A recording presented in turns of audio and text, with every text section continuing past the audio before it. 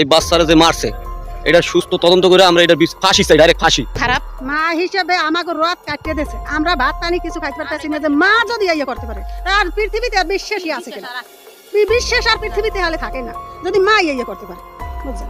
মার চাইয়ে তো আর কিচ্ছু পৃথিবীতে বড় নাই। পৃথিবীতে উপরে আছে আল্লাহ, নিচে আছে মা। মা যদি এমন কাজ করে তাহলে আর বিশ্বাসঘাতকতা আর কিছু নাই। আমরা চাই যে ওই জায়গায় ভাই ওরে মারছে ওই জায়গায় গর্ত করিয়ে কোমর রোমান গাড়িয়ে এবার ওরে ওই রুমে ইট মেরিয়ে বা যে রুমে করে ওই নিঃশ্বাস করে। মা এবং চাচার পরকীয়ার কারণে খুন হয় মেয়ে। খুন করেন চাচা এবং মা। মেয়ে যখন পরকীয়ার ঘটনা দেখে ফেলে তখনই সেই মেয়েটাকে খুন করেন খুব মর্মান্তিকভাবে।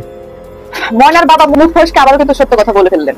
শুনেন বন্ধুরা, সত্য কখনোই গোপন থাকে না। কাছে সে মুখ ফসকে এক পর্যায়ে বলে ফেলো, হাইরে নিষ্ঠুর মা রে, তুই কি আমি এমন করলি রে? এই নিষ্ঠুর মা সে কাকে বললেন? নিষ্ঠুর মা তো সে অবশ্যই ময়নার মাকে বলেছেন, তাই না?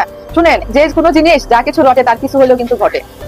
তুই কেমন পাছানে রে আমার ময়না রে মারে। প্রত্যেকটা মানুষের ভিতর হাহাকার করতেছে, ময়না নাই কি হয়ে গেল? প্রত্যেকটা মানুষ পাথর হয়ে গেছে সুগে। ময়না হত্যা নিয়ে চাঞ্চল্যকর তথ্য দিয়েছে এই আপুটি। বিস্তারিত দেখলে রীতিমতো অবাক হবেন এবং ময়নার বাবা মুখ ফুসকে সত্য কথা বলে দিয়েছেন। এর সাথে কারা জড়িত, তার আত্মীয় স্বজনের মধ্যে কারা কারা সন্দেহের তালিকায় রয়েছে এবং কাদেরকে গ্রেপ্তার করেছে সিআইডি, নতুন কি তথ্যগুলা পেয়েছে সব দেখাবো এই ভিডিওতে। তাই সকলের কাছে অনুরোধ, ভিডিওটি একটি লাইক করে না টেনে শেষ পর্যন্ত দেখতে থাকুন। ঘটনাটি কিন্তু এখন কোন দিকে মোড় নিচ্ছে এটা কিন্তু বোঝা যাচ্ছে না এবং বলাও যাচ্ছে না। যদিও আমরা পাবলিক যারা, সাধারণ জনগণ যারা, তারা আমরা চাচ্ছিলাম যে অতি দ্রুত এটার একটা সমাধান, অতি দ্রুত এটার পিছনে কি আছে তাকে খুঁজে বের করা। এখন দেখুন, অনেক মানুষ কিন্তু অনেক রকম কথা বলছে এবং বেশিরভাগ মানুষ কিন্তু তাদের মা এবং চাচাকে দায়ী করেছে। এই যে সেই তার চাচা যে কিনা তাকে সন্দেহ করা হচ্ছে। এখন দেখুন, এই চাচাও কিন্তু মিডিয়ার সামনে এসে সাক্ষাৎকার দিয়েছিলেন এবং কি বলেছিলেন সেই ভিডিওটা আমি আপনাদের কাছে হয়তো প্রকাশ করতে পারছি না, কিন্তু সে কি বলেছিলেন সেই কথাগুলো বলছি।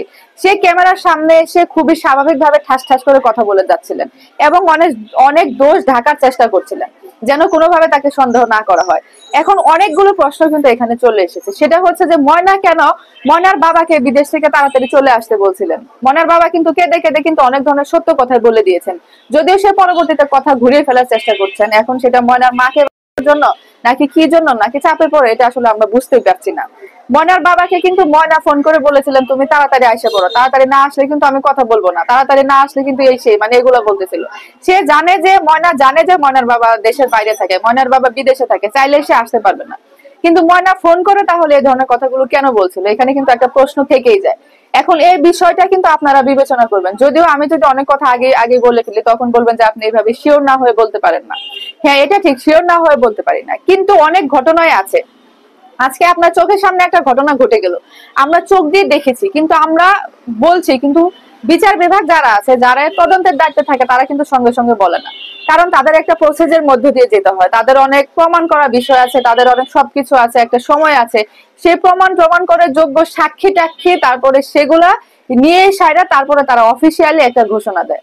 এখন এটা যদি কেউ জেনে থাকেন যে হ্যাঁ এর পিছনে ময়নার মা এবং চাচাই দায়ী, তাহলে সে যদি এসে বলেও মানে সবার সামনে, সেটা কিন্তু কেউ বিশ্বাস করবে না। বলবে যে বিচার বিভাগ তো কিছু জানায় নাই, কিছুই তো প্রমাণ হয় নাই।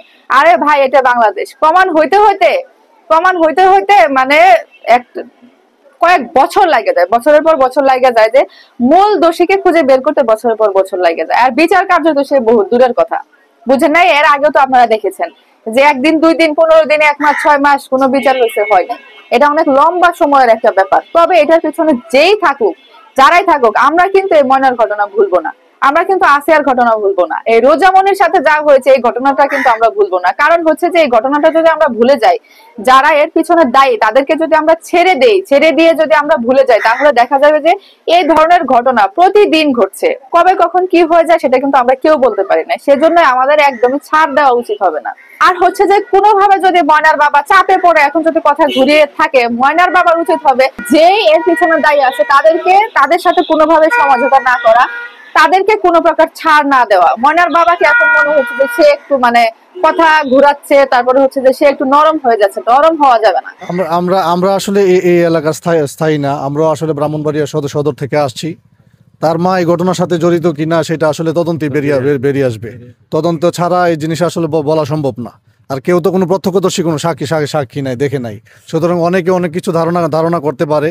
এখন যদি কোনো অপরাধ করে থাকে, তার মা ওই ঘটনায় জড়িত থাকে, আমরা তার মারও বিচার চাই।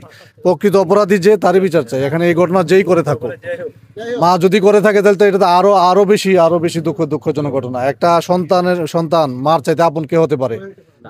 সেই মা যদি ঘটনায় জড়িত থাকে, সেটা তদন্তকারী কর্মকর্তা তদন্ত করতেছেন, তারাই আসলে এটা বের করবেন এই ঘটনার সাথে জড়িত কিনা। হ্যাঁ, আর যদি না থাকে, এটা তো তদন্তকারী কর্মকর্তারা এটা বের করবেন। কাউকে অহেতুক কাউকে সন্দেহ করা, এটা আসলে যেহেতু তদন্তাধীন বিষয়, এই বিষয়ে আসলে আমাদের আসলে এরকম বক্তব্য নাই। আসলে এই যে ঘটনাটা খুবই মর্মান্তিক একটা ঘটনা, সেনসিটিভ। এই ঘটনার বিষয়ে তদন্ত চলছে এবং বিভিন্ন সংস্থা তদন্ত করছে। কাজেই ঘটনার বিষয়ে যারা তদন্ত করছে তারা প্রকৃত অপরাধীকে শনাক্ত করবে ইনশাল্লাহ আগে পরে। আর আমরা এই ঘটনাকে এই জঘন্য ঘটনাকে আমরা ঘৃণা করি এবং প্রকৃত অপরাধী যাতে শনাক্ত হয় আল্লাহর কাছে দোয়া করি। এবং যে তদন্তকারী কর্মকর্তা এবং যে যতগুলি সংস্থা তদন্ত করতেছে, তাদের কাছে আমাদের একটা রিকোয়েস্ট, অনুরোধ থাকবে যে দ্রুত প্রকৃত অপরাধীকে আপনারা শনাক্ত করে তাদেরকে বিচারের মুখোমুখি করে। এবং এই ঘটনাটা খুবই শুধু আমাদের এই এলাকা নয়, সারা পৃথিবী এই ঘটনাটা লাড়া দিয়েছে। এটা মানে কোনোভাবেই আমরা মেনে নিতে পারি না যে অথবা একটা অঘটন ঘটানোর পরে তারপরে নিয়ে মসজিদের ভিতরে রাখা, এটা ভাষা নেই, কোনো ভাষা নেই। আসলে সত্যিকার অর্থে যে ঘটনা হয়েছে, এটা অত্যন্ত। আমার ছেলে মেয়ে সেই মাদ্রাসা অথবা শিক্ষা প্রতিষ্ঠানে রয়েছে, স্কুলে রয়েছে, কিন্তু পরক্ষণে আবার শিক্ষকও মনে করছে যে ওই ছাত্র আসেনি। এই ক্লাস সময়টার মধ্যে কেউ খোঁজাখুঁজি করে না। যখন ক্লাস সময় পেরিয়ে যায়, বাড়িতে আসার সময় হয়, তখন থেকে খোঁজাখুঁজি শুরু হয়। ময়নার মা কিন্তু স্পষ্ট বক্তব্য দিয়েছে যে ময়না খুঁজে পাওয়া যাচ্ছে না, সেজন্য সে তড়িঘড়ি করে পুকুর পর্যন্ত খুঁজেছে, বিভিন্ন জঙ্গল অলিতে গলিতে খুঁজেছে। তার বক্তব্য এবং প্রত্যক্ষদর্শীদের বক্তব্য আমরা এটাই পেয়েছি। তাহলে বোঝা যায় যে ময়নার মা যদি এখানে জড়িত থাকতো, এই ঘটনা যদি জানতো, তাহলে সে এভাবে খোঁজাখুঁজি করতো না এবং পানিতে যেত না। গ্রামের মহিলারা আপনারা ইতিমধ্যে জানেন যে কেউ নিখোঁজ হলে পানিতে খুঁজে, যে পানিতে পড়ে গিয়েছে কিনা, এভাবে কিন্তু ময়নার মা খুঁজেছে। তাহলে ময়নার মার বিরুদ্ধে যে অভিযোগগুলা এসেছে, পরকীয়ার অভিযোগ এবং তার চাচার সাথে পরকীয়া, এগুলা সম্পূর্ণ আমরা মনে করছি যে একটা মন গড়া হতে পারে, এটার সাথে কোনো ভিত্তি থাকতে নাও পারে। আবার যেহেতু ময়নার বাবা প্রথমে ইঙ্গিতটি করেছিল যে আমার ভাইকেও সন্দেহের বাহিরে রাখছি না, আমার স্ত্রীকেও সন্দেহের বাহিরে রাখছি না, যেহেতু দুজনের নাম এখানে তিনি উল্লেখ করেছেন, তাহলে বোঝা যায় যে অবশ্যই এটার মধ্যে কিছু গুরুত্ব আছে।